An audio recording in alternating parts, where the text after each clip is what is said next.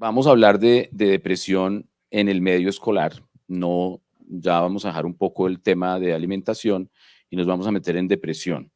Depresión en el medio escolar em, es tal vez una de las situaciones que los colegios se están enfrentando recientemente y hemos tenido algunas incluso solicitudes de instituciones escolares, de directivas de colegios, que después de la pandemia se ha disparado el tema depresivo dentro de los colegios y nos piden colaboración, trabajar en equipo.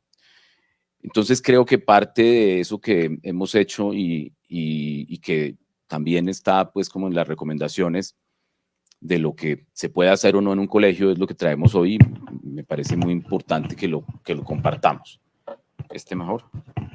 Entonces, primero pues que los niños y los adolescentes no pasan la vida con uno como papá, ¿sí? Eso es puro cuento. Un niño o un joven al cumplir los 18 años o una joven ha pasado las tres cuartas partes de su tiempo en compañía de sus compañeros, de sus profesores y en medio de una institución escolar. Es algo que nos cuesta trabajo entender a los padres de familia, pero es verdad. Con nosotros están dormidos. Y si son adolescentes, pues no los vemos. Pero están todo el tiempo en el colegio, mucho más tiempo en el colegio. La institución escolar es el garante del niño y la niña realmente durante mucho más tiempo que el que está con los padres de familia. Por eso es muy importante y significativo el tiempo y las interacciones que acontecen en el medio escolar. Los niños no solamente van a la escuela a aprender contenidos, eso ya está absolutamente demostrado. Los contenidos incluso los pueden bajar de internet, lo vimos durante la pandemia. O sea, un currículum académico se consigue en internet y por eso el homeschooling está de moda. No estoy diciendo que sea bueno o malo, pero está de moda porque eso está ahí. Si queremos aprender matemáticas, hay pues profesores, hay tutoriales, hay inteligencia artificial y hay calculadoras si no queremos aprender matemáticas también. Entonces, ¿a qué vamos al colegio? A aprender muchas otras cosas que son muy, muy importantes y a veces más importantes que los contenidos académicos, que tienen que ver con la interacción social, con aprender a negociar, con aprender a quererse, con aprender a pelear incluso, a dirimir diferencias, a vivir en comunidad. Es ahí donde uno aprende a vivir en comunidad. Ahora, la escuela es un medio protector, clarísimo, debe ser un factor de protección. Desde el punto de vista de la salud pública, es absolutamente claro que la escuela es un factor de protección y un factor de riesgo es no ir a la escuela. O sea, los niños están más protegidos en la escuela. Los niños están, ahora que estamos hablando de nutrición, muchos niños en Colombia y en muchos países del mundo solamente comen cuando van a la escuela. Entonces, la escuela se vuelve un factor de protector como un continente protector del niño y la niña. Además, sirve para detectar tempranamente algunos problemas que si no van a la escuela no los detectan. Ustedes saben, pues no lo saben, pero muchos de ustedes saben que yo he dedicado mi vida no solamente a la psiquiatría infantil y a ser profesor, sino que yo he trabajado desde hace más de 25 años con Médicos Sin Fronteras en muchas partes del mundo. Y hace unos 3 años estuve en Liberia y aprendí que unos profesores en Liberia detectan paludismo mejor que cualquier médico y que saben en la mañana qué niño tiene paludismo y quién no. Y lo mandan a ese niño a que tenga pues el tratamiento. Es el profesor el que detecta el paludismo en esa zona. Y él, o sea, este tiene paludismo, este tiene paludismo, porque los pone a saltar, a brincar y el que está anémico y que no tiene paludismo y efectivamente y el profesor sí tiene un paludismo, yo creo que está todavía en la fase tal como cualquier médico infectólogo. Pero también la escuela se puede volver un factor de riesgo y eso no debería pasar, no debería pasar, pero pasa. Y no es culpa tampoco de la escuela, ¿sí? A veces es incluso culpa de los padres y de la interacción, pero a veces pasa que la escuela se vuelve un factor de riesgo cuando hay problemas de interacción con pares, por ejemplo, el matoneo o el bullying. Especialmente si no se detecta o si no se hace algo, se convierte en un factor de riesgo. Cuando hay dificultades de aprendizaje o dificultades, digamos, en el medio escolar que no se detectan o que no son atendidas, o al contrario, cuando hay dificultades que no se incluyen y que no se les da espacio a esas dificultades. Hace un tiempo, el año pasado, tuve una desagradable reunión con un rector de un colegio que directamente me dijo, en este colegio no recibimos niños con problemas psiquiátricos, doctor. Hágame el favor y le dice a esa familia que retire ese niño de este colegio, porque aquí no recibimos niños con problemas psiquiátricos, está prohibido, ¿sí? Yo espero que le haya llegado el oficio que mandé a la Secretaría de Educación a ese señor, porque eso no puede ser, eso no puede ser, eso se llama exclusión y discriminación. Hay sitios en el mundo y muchos en este país en donde la violencia sobre la educación y sobre la institución educativa se ejerce directamente, donde la institución educativa es atacada violentamente.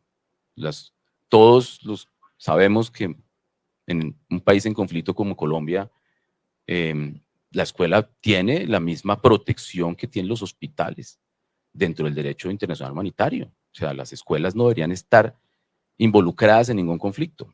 Y a veces, precisamente, la escuela es señalada por actores armados porque es un actor comunitario que no les conviene a los actores armados. El saber es peligroso para los, entonces atacan las escuelas. Terrible, pero eso también pasa. Obviamente, cuando un colegio permite el abuso, el maltrato y la negligencia, pues es un factor de riesgo. De eso nos va a hablar el doctor Gabriel Lago, que sigue después en esta conferencia. Y obviamente cuando no detectamos problemas emocionales en la escuela, también se vuelve un factor de riesgo. Entonces vamos a hablar de la depresión. Ahí está un personaje que ahora yo tengo esta diapositiva para dar mis clases y ya nadie sabe de mis estudiantes, ya nadie sabe quién es ese man. Esa es la historia es el Chavo. Entonces, yo creo que los que vimos el Chavo sabemos claramente que es una depresión infantil. O sea, el Chavo estaba deprimido, ¿sí?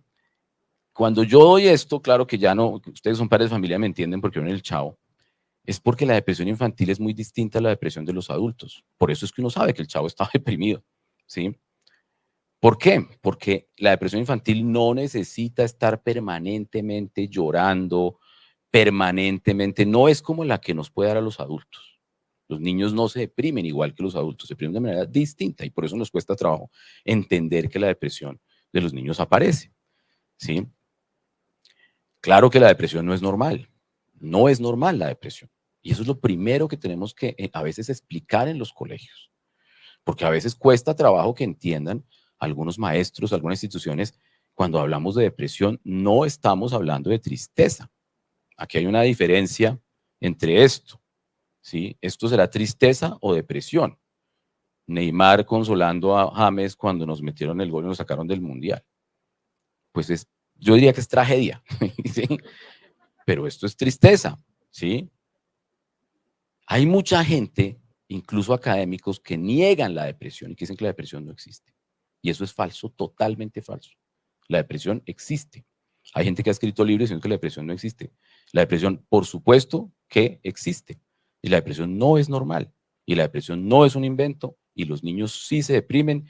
Y no es que les pase cuando crecen. No es que no, tranquilo, que eso le va a pasar. A todos nos pasó. Cuando crece al niño eso, no. Ahí están hablando de otra cosa. Están hablando de la tristeza. Estos personajes que están aquí tenían depresión, no tristeza. Y por eso terminaron, por más genios que hayan sido, con sus vidas en una situación de unas depresiones no tratadas o tratadas mal. ¿Cuál es la diferencia entre la tristeza y la depresión? La tristeza es un sentimiento normal, generalmente reactivo y necesario. Todos hemos sentido tristeza y tenemos que sentir tristeza. Y los niños y los adolescentes y las niñas aprenden a sentir tristeza. Cuando uno tiene que estar triste, pues está triste. Es normal, puede ser normal o incluso esperada, cuando es difícil calificar eso normal o no. Cuando yo digo esperada es que uno espera que la gente esté triste cuando hay cosas tristes.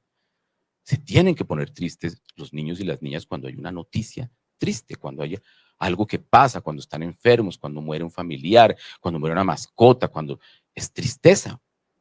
Y un niño que no se ponga triste cuando eso pasa, ese sí es anormal. Eso tiene algo raro, pero no es depresión. La tristeza generalmente es constructiva, genera reflexión interna y genera apego, que es una parte muy importante, una función muy importante de los seres humanos y que aprendemos en la infancia.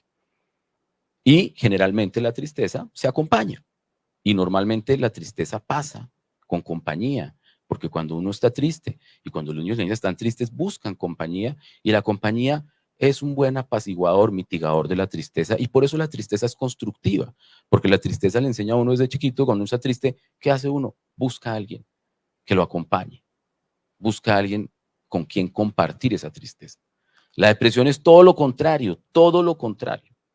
La depresión es una alteración mental, es una alteración de las funciones mentales, no es la tristeza.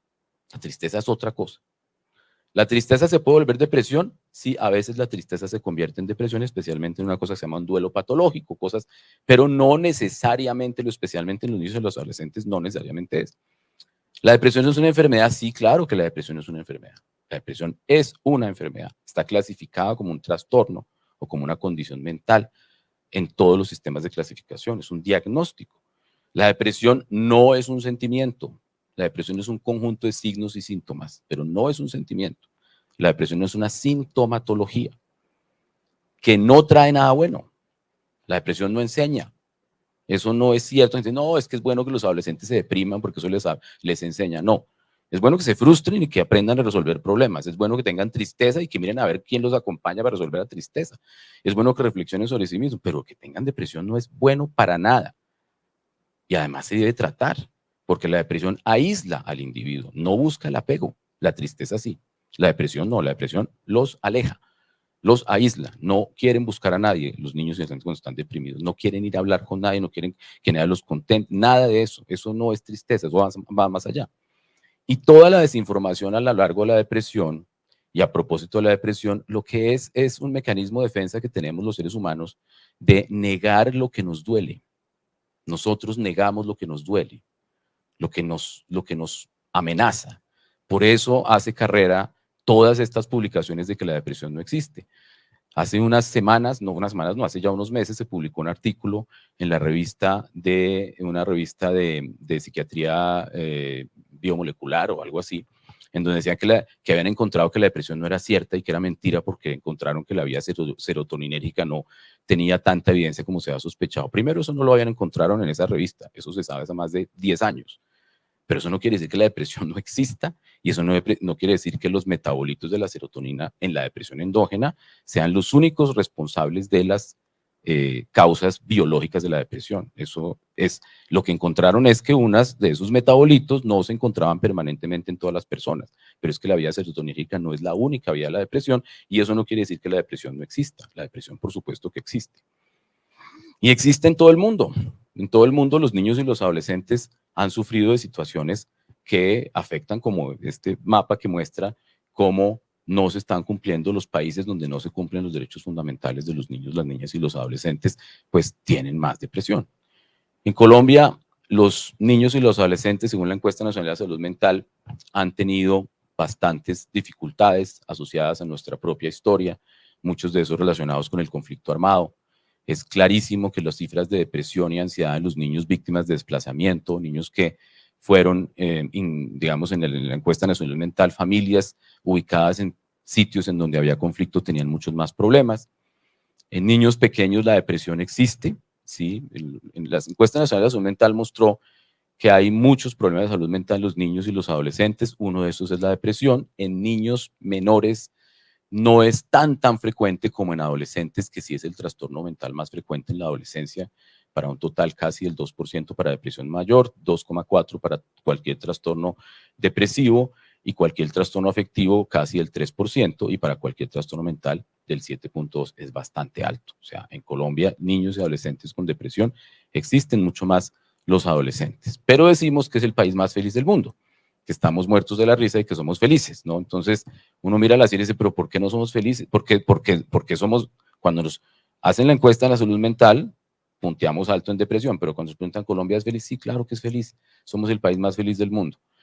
Bueno, eso también tiene que ver con un mecanismo de adaptación, un mecanismo de defensa que tenemos los seres humanos y las comunidades, que pasa mucho cuando le preguntan a los niños palestinos en la Franja de Gaza, que llevan 40 años confinados, nosotros llevábamos 3 y estábamos 2 y estábamos desesperados, son felices y juegan y contestan feliz, pero eso no quiere decir que no tengan estrés postraumático o que no tengan depresión. Hay muchos tipos de depresión en niños y adolescentes, hay muchos tipos de depresión. No importa cuál sea, hay diferentes formas de tener depresión, no importa cuál sea, digamos, hay una cosa que se llama el trastorno de regulación del estado de ánimo, que es una cosa que le da a los niños, el trastorno depresivo mayor, el persistente que se cronifica, que se llama la distimia. En niñas y adolescentes, el trastorno disfórico premenstrual es un tipo de depresión, cuando se presenta de causa hormonal y es muy severo y comienza a afectar mucho la vida de las niñas y las adolescentes, es frecuente. Hay el trastorno depresivo inducido por sustancias también. Eso es una cosa que estamos viendo con mucha frecuencia en adolescentes que lamentablemente comienzan a experimentar con algunas sustancias psicoactivas y tienen depresiones por eso, o al revés, comienzan a experimentar con sustancias psicoactivas precisamente porque tienen depresión y se estimulan con esa sustancia. Entonces, todas estas cosas son depresiones. Entonces, existe la depresión infantil, la tenemos que detectar. ¿Cuándo pensar en depresión infantil? Que es una de las cosas que uno tiene que tener más claro. ¿Cuándo sospechamos en un colegio que un niño, niña, adolescente tiene depresión infantil? Cuando hay cambios en el estado de ánimo que se muestre apático, irritable, agresivo, intolerante en situaciones o con personas que previamente no motivaban esas reacciones. Fíjense que aquí no aparece tristeza. En el primer lugar, no aparece apatía, aparece irritabilidad, cambio en el estado de ánimo, agresivo, intolerante. Tristeza no es lo más común. En verlo, que se vea, no es lo más común. Que se note pérdida de interés o gusto en actividades y hábitos que antes hacía, como juego con amigos, práctica de un deporte, interés en una actividad recreativa, en un programa de televisión. Parece que no se gozara de esas actividades como antes. Eso es un síntoma depresivo. Comportamientos que denotan aburrimiento, falta de energía y cansancio. También son síntomas depresivos ese tipo de comportamientos. Dificultad para asumir sus deberes escolares, rechazo a la escuela y falta de interés y de concentración. Y por último, que hable de la muerte, que diga que tiene deseos de muerte o que tenga autolesiones o conductas de riesgo. De eso estuvimos hablando ayer bastante en el simposio. Cuando uno tiene esto en un niño o un adolescente, un niño adolescente en un colegio, tiene que pensar en que hay depresión. Y no solamente la presencia de tristeza. Por eso la depresión de los niños pasa desapercibida, porque esperamos ver un niño como un adulto deprimido, melancólico, triste, y no se ve. Se ve en la evaluación o en la terapia, ahí sí ya uno ve la depresión. Tiene que sacarla, pero generalmente no se ve tanto como se ve en la de los adultos. ¿Qué debemos hacer desde la escuela cuando estamos sospechando que hay depresión? Lo primero que tenemos que hacer es que si estamos sospechando que hay riesgo de autolesión o de suicidio, es una urgencia médica. Es una urgencia médica, es una emergencia. Cuando en un ambiente escolar sospechamos que hay alguien que está pensando en matarse o que comienza a hacerse daño, como hablamos ayer en el simposio para personal de la salud, no es una moda, no es que, ay, que es que ahora les dio por... No, eso es una urgencia médica. Y es el médico en un servicio de urgencias el que dice si es urgente o no. No es el profesor de matemáticas ni la seño del bus. Por favor, aquí hemos visto casos terribles en donde muchachos o niñas que han manifestado ese tipo de cosas y cuando llegan aquí dicen, no, pero es que lo estaba diciendo hace como un mes, si es que lo escribió en una tarea de español. ¿Y qué dijo el profesor? No, que estaba llamando la atención. Y luego llega aquí con un intento grave. Entonces hay que tener mucho cuidado con eso. Explorar otros signos de depresión según la edad y recordar que no siempre la tristeza es un común denominador. Siempre promover y respetar el tratamiento desde las instituciones escolares es muy importante y a veces la institución escolar es la herramienta más importante para promover los tratamientos, incluso a veces mucho más que los padres de familia, porque a los padres de familia nos cuesta mucho trabajo entender que nuestros hijos se depriman, porque nos sentimos culpables y nos afecta mucho el narcisismo. Nosotros siempre creemos que nuestros hijos deben ser mejores que nosotros y que tenemos que hacer todo lo posible para que sean más felices que lo que hemos sido nosotros. Y pues ojalá se cumpliera, pero cuando no se cumple uno tiene que reconocer. Entonces a veces es la escuela la que dice, no, efectivamente yo necesito que este niño vaya a tratamiento. Y es muy importante eso. La escuela debe informar a los padres de familia y proponer acciones que ayuden y acompañen. Eso también es muy importante. Proteger al niño o niña adolescente de lo que le sucede y de él mismo, especialmente cuando hay autoagresión o idea suicida, se toca protegerlo de él mismo. ¿Y cómo se protege de él mismo? Reportando. Hoy en día las ideaciones suicidas y los intentos son de notificación obligatoria tanto en el sistema sanitario como en el sistema escolar. Entonces, eso es, y por supuesto, estar atento de que hay que, con un niño o una niña que está deprimido, hay que tener mucho cuidado porque por la teoría de la automedicación pueden incluir en consumo de alcohol y drogas para tratarse ellos mismos de esa depresión. Entonces hay que estar atentos a eso. Los colegios y las instituciones escolares hoy en día tienen que tener un protocolo de acción cuando se detectan casos urgentes. Eso es una norma de las secretarías de Educación. Igual que nosotros en el sector salud estamos cobijados por normas de protocolización y notificación obligatoria de cierto tipo de enfermedades o cierto tipo de cosas, las instituciones escolares están obligados a que si hay un adolescente o un niño en riesgo, ellos tienen que reportar eso a la Secretaría de Educación y la Secretaría de Educación lo reporta a la Secretaría de Salud y eso ha salvado vidas. Eso ha salvado vidas. Entonces es muy importante. ¿Qué hacemos cuando ya sabemos que sí, efectivamente estamos sospechando, ahora ya sabemos que tiene depresión? El colegio tiene que ayudar al niño con depresión, porque la depresión es una dificultad de aprendizaje, no es un trastorno de aprendizaje ni genera un trastorno de aprendizaje, pero mientras esté deprimido le va a costar trabajo aprender. Entonces es un proceso que va a ser difícil. Por eso se habla de los ajustes razonables. Los ajustes razonables además están en la ley de inclusión escolar. Es una obligatoriedad, no es un favor que hagan las escuelas y los colegios. Es una ley. Ahora, dentro de esa ley se habla de la discapacidad. La depresión no es una discapacidad, pero transitoriamente disminuye las capacidades de aprendizaje de los niños y las niñas, luego se debe contemplar. Trabajar de mano con las familias. Es impresionante la pelea entre los colegios y las familias. Eso uno lo ve permanentemente y uno dice, pero ¿por qué pasa eso? Si es que deberían estar del mismo lado. Entonces los papás acusan al colegio de la depresión, el colegio acusa a los papás de la depresión y el niño ahí en la mitad, y entonces peleando, que lo entutelo, que no sé qué. Eso no tiene mucho sentido. Lo que hay que hacer es un equipo, la familia debe ayudar al niño y deben hacer equipo, y el colegio debe ayudar al niño en hacer equipo con el mismo propósito, que el propósito es mejorar al niño de la depresión. Eso es muy, muy importante. Pero los profesores tienen un deber fundamental. Los profesores en esta situación tienen un deber fundamental. Pero el deber fundamental no es ser Francisco el matemático, que ustedes los jóvenes tampoco saben qué es eso, ¿sí? Dárselas de terapeuta como profesor de matemáticas no es digamos, una buena recomendación. Los profesores deben ser profesores, debemos ser profesores. Yo que soy profesor, nuestra función es ser profesores. Ahora, eso no quiere decir que no seamos terapéuticos como profesores, pero no podemos ser los terapeutas de nuestros alumnos. ¿Somos profesores o somos terapeutas? Entonces, estos profesores que se convierten en los confidentes, y es que yo soy el que, este niño me recuenta sus secretos, y entonces a nadie más le contó, entonces yo soy un berraco, yo sé, pero usted es que, profesor de matemáticas. Ah, ¿y cómo se saca la respuesta? No importa, es que yo aquí a este niño soy el, usted tiene que ser el profesor.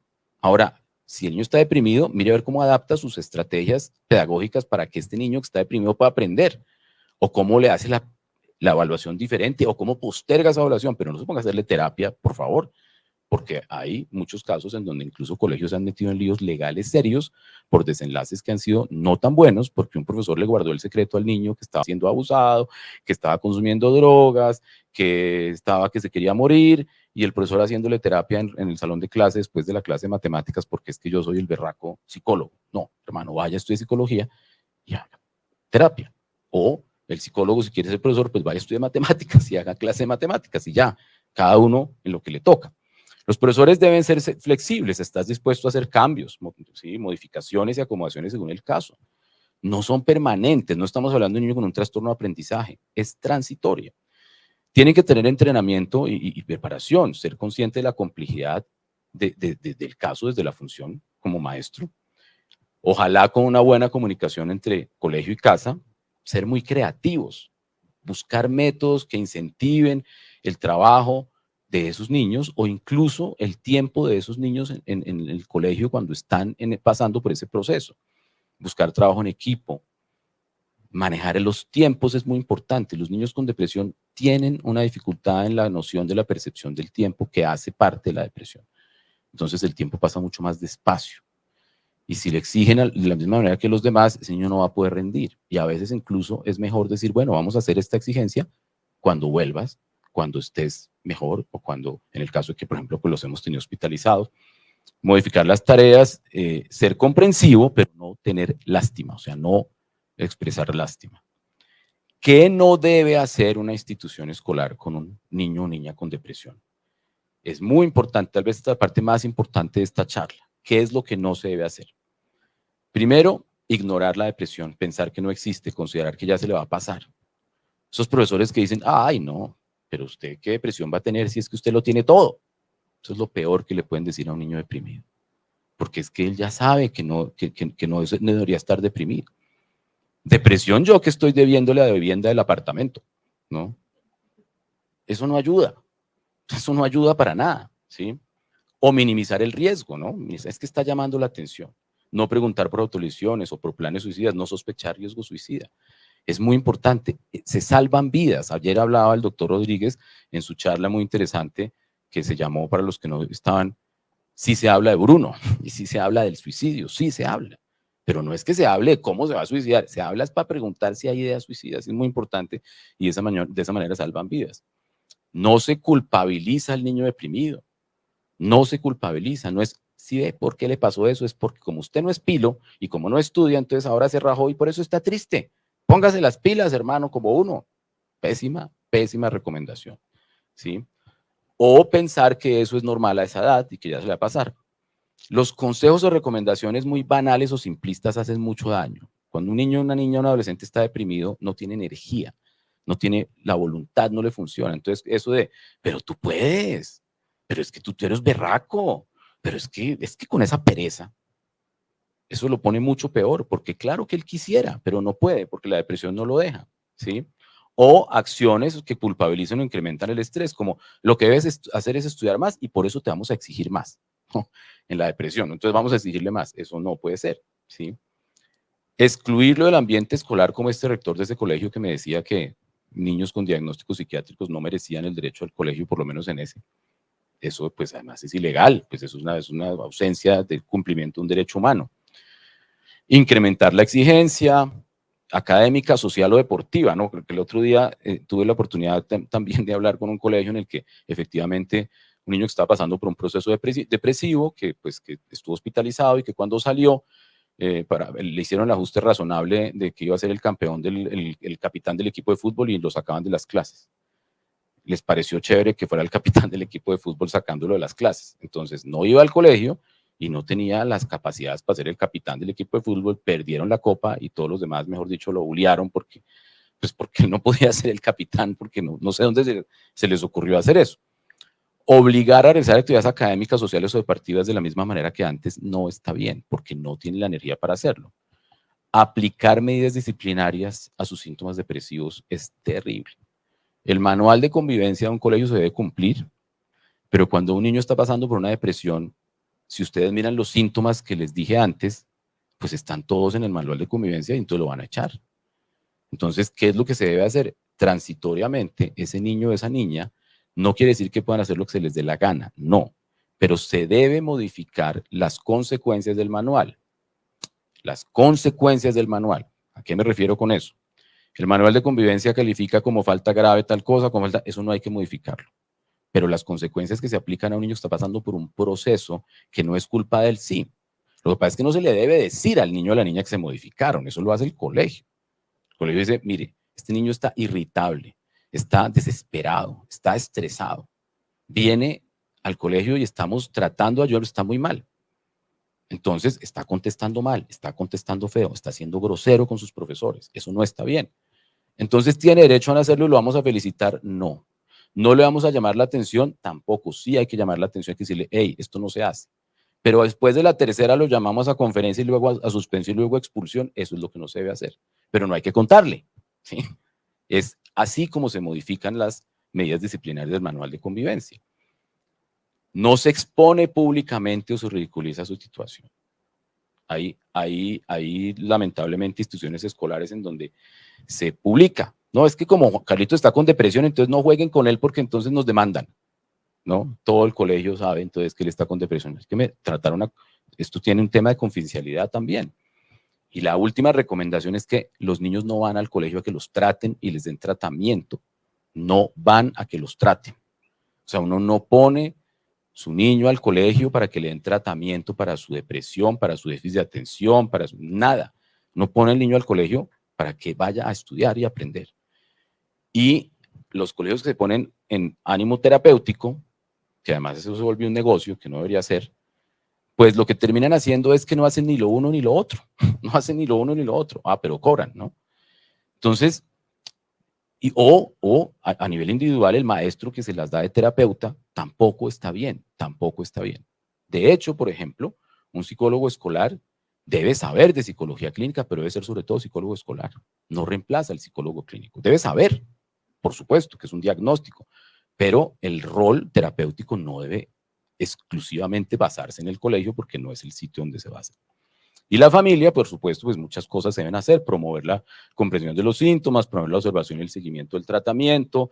Los colegios ayudan mucho, como les estaba diciendo anteriormente, en hacer alianza con la familia e incluso en promover que la familia entienda que el niño se debe tratar, que el niño tiene que estar en tratamiento, o que el niño tiene que ir a la psicóloga, o que el niño tiene que estar en una terapia, o que le den espacio para que pueda hacer. Muchas veces, mire, salga más temprano, no se preocupe para que pueda ir a su tratamiento, ¿sí? A veces los colegios hacen eso para facilitar a los padres de familia para que el niño acuda a las terapias. Es difícil hoy en día además poder hacer terapia seguida como necesita la depresión cuando los horarios de los colegios y las escuelas son muy estrictos o cuando hay unas grandes dificultades, digamos, de acceso. Pero hoy en día la posibilidad de la teleconsulta también existe. O sea, hay muchas cosas que se pueden hacer. Informar a la familia sobre depresión, promover el respeto por los sentimientos, brindar un ambiente propicio y se debe educar a la familia en estas situaciones, que es parte también de lo que estamos haciendo aquí. Entonces, este era el mensaje que traía sobre depresión y lo que se debe hacer en los colegios. Muchísimas gracias.